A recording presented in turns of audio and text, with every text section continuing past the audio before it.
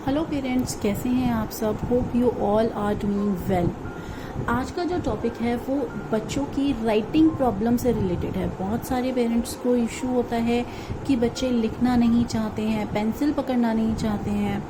तो आज हम इसी चीज़ के बारे में डिस्कस करेंगे कि कैसे हम बच्चों को इनिशिएट करें कि वो पेंसिल पकड़ें, वो लिखना सीखें, उनका इंटरेस्ट हम कैसे ग्रो करें। जैसे कि आप स्क्रीन पे देख सकते हैं कि लिखना एक वन लाइनर प्रोसेस नहीं है, चीज़ें स्टेप बाय स्टेप चलती हैं। जो सबसे पहला स्टेप है दैट इज़ स्क्रिबलिंग। देखिए, बच्चा शुरू में जब पेंसिल पकड़ना सीखता है तो उसे लेटर्स लिखने नहीं आते हैं, तो वो स्क्रिबल करता है।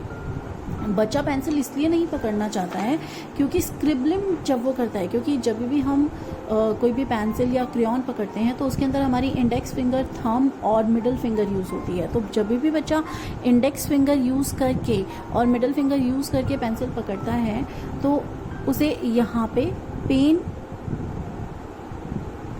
थोड़ा सा, उसे यहाँ पे आप कह सकते हैं थोड़ा सा पेन होता है, तो जिस वजह से वो इस प्रोसेस को अवॉइड करना चाहता है।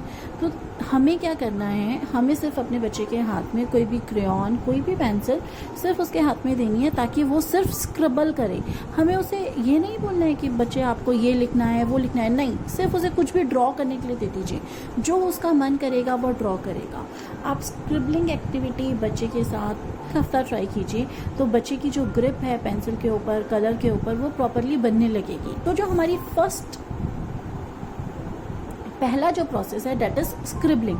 तो हमें सबसे पहले अपने बच्चों को स्क्रिबल करना सिखाना है। इस एक्टिविटी में हमें बच्चे को कम से कम 3 से 4 दिन कॉन्टिन्यूसली, दिन में 3 से 4 बार उसे कोई भी नोटबुक, कोई भी रफ पेपर, कोई भी रफ शीट्स या फिर कोई भी डायरी उसके हाथ में दे देनी है और उसे बोलना है कि बेबी आपको इसके ऊपर सिर्फ लिखना है, जो आपका मन करे आप लिखे इसके ऊपर।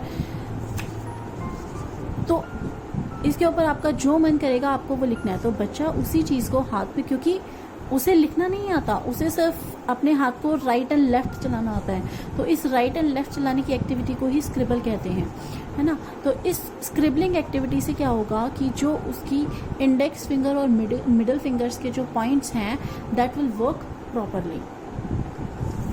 नेक्स्ट स्टेप, जब हमारा बच्चा 3 से 4 दिन, 5 दिन स्क्रिबलिंग कर चुका है तो जो हमारा अगला प्रोसेस रहेगा that is to make him colouring the things. हम उसे ड्राइंग शीट पे कुछ शेप्स बना के दे सकते हैं। लाइक मैंने एप्पल बना दिया, ट्रायंगल बना दिया और मैंने उसे कहा कि आप उसमें कलर कीजिए।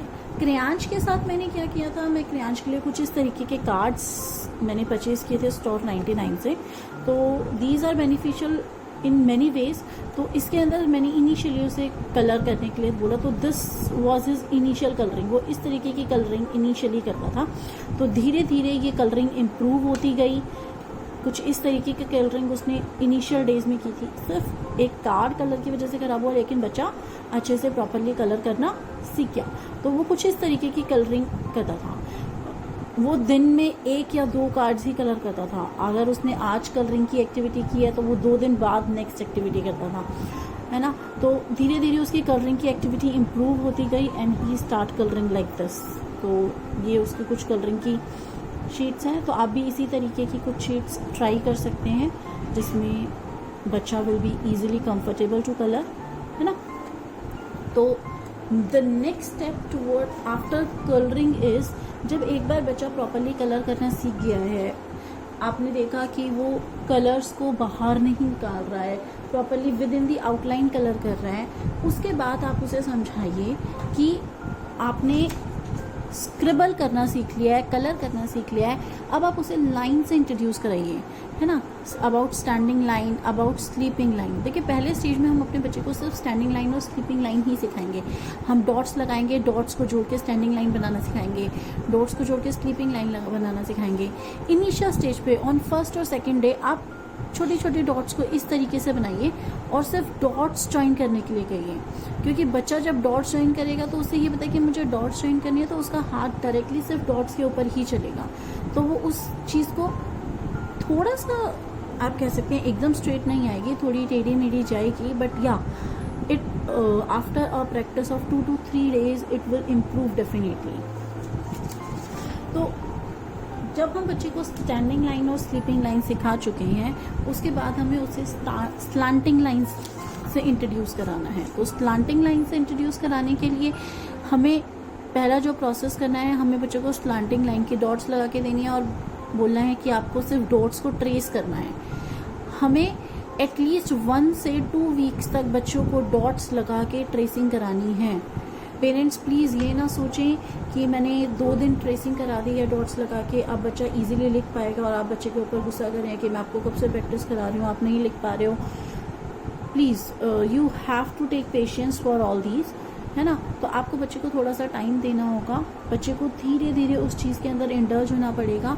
अगर आप बच्चे के साथ बच्चे को प्रेशराइज करेंगे, अगर आप उसे फोर्स करेंगे, हर बात पे उसे डांटेंगे कि मैं आपको कब से समझा रही हूँ, आपको समझ नहीं आ रहा है, तो बच्चा डिसइंटरेस्टेड होता जाएगा राइटिंग एक्टिविटीज़ में। तो प्लीज़ मेक श्योर कि आप बच्चे को स्कोल्ड ना करें, उसे उसका प्रॉपर टाइम दें सीखने के लिए और समझने के लिए। एक बार बच्चा जब स्लांटिंग लाइन और स्टैंडिंग लाइंस और स्लीपिंग लाइन सीख गया है, उसके बाद हम बच्चे को सर्कल्स इंट्रोड्यूस कराएंगे, है ना। तो हम सर्कल की डॉट्स बना के देंगे, बच्चे को बोलेंगे सर्कल को ट्रेस करो, तो बच्चा सर्कल ट्रेस करने की कोशिश करेगा, not exactly but yeah up to some end he will be able to trace the circles, he will be able to trace the slanting line, he will be able to trace the standing and sleeping lines। जहाँ बच्चे ने circle, standing और sleeping line trace करना सीख लिया, तो this is our first step जब हम बच्चे को अल्फ़ाबेट्स लिखाना सिखा सकते हैं। आपको before introducing the alphabets to them at least 3 to 4 weeks के लिए बच्चों के साथ स्क्रिबलिंग, कलरिंग और लाइनिंग एक्टिविटीज़ करनी है, क्योंकि इसी चीज़ से बच्चों का कॉन्फिडेंस बूस्ट होगा और उनका इंटरेस्ट भी जनरेट होगा। अगर if I tell you about the crayons, तो मैं इस तरीके की कोई कलर बुक उसके लिए लेके आई थी इनिशियल स्टेज पे, रैंडमली फ्रॉम जो हमारे स्ट्रीट पे वेंडर्स बुक सेल करते हैं। तो ये एक बुक थी, तो जिसके अंदर वो इस तरीके से स्क्रबल करता था, है ना। सो ये वो उसकी स्क्रबलिंग है, इस तरीके से वो स्क्रबल करता था। It was totally a waste. आपको लगेगा कि बच्चा सिर्फ बुक्स को वेस्ट कर रहा है, मैं क्या करूं, बट नहीं, this is his learning. Please आप ये ना सोचें कि बच्चा पेजेस ख़राब कर रहा है, मुझे इसे बहुत अच्छे तरीके से चीज़ें सिखानी थी, मैं चाहती थी अच्छे से कलर करे। वो सीखेगा, बच्चा करेगा, धीरे धीरे करेगा, एक स्टेप में नहीं जाएगा। हर चीज़ बच्चे को टाइम दीजिए, वो इजीली सीखेगा, है ना। तो अगर आज की डेट पे अगर आप आज की परफॉर्मेंस देखेंगे, तो this is his writing activities. The first line is written by me and the second one is written by him. तो मैं डेली उसे एक सेंटेंस राइटिंग की प्रैक्टिस कराती हूँ। At least 2 to 3 sentences we write on daily basis. So this is his writing. तो this and this हम daily basis पे राइटिंग प्रैक्टिस करते हैं। तो इवेंचुअली क्रेयॉन्स की राइटिंग बहुत अच्छी हो चुकी है। धीरे धीरे we are in the process of writing daily. हम डेली एटलीस्ट 2 sentences तो लिखते ही हैं, जिससे उसकी राइटिंग और फर्दर इम्प्रूव हो जाए।